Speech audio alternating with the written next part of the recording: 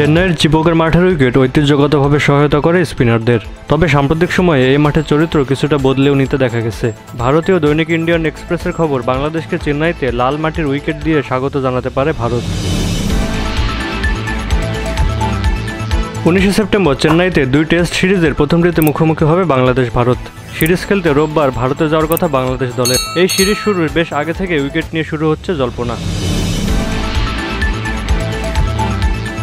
Indian express জানিয়েছে চেন্নাইতে লাল মাটির উইকেট থাকতে পারে। এ ধরনের উইকেটে থাকে অনেক বাউন্স থাকায় পেসারদের সহায়তার পাশাপাশি স্পিনাররা বড় ভূমিকা রাখতে পারেন।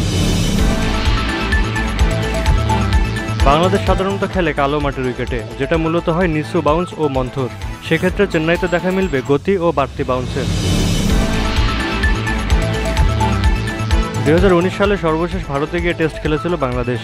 সেবার ইন্দোর ও কলকাতার উইকেট ছিল পেস বান্ধব, যেখানে ভুগেছিলেন বাংলাদেশের ব্যাটাররা।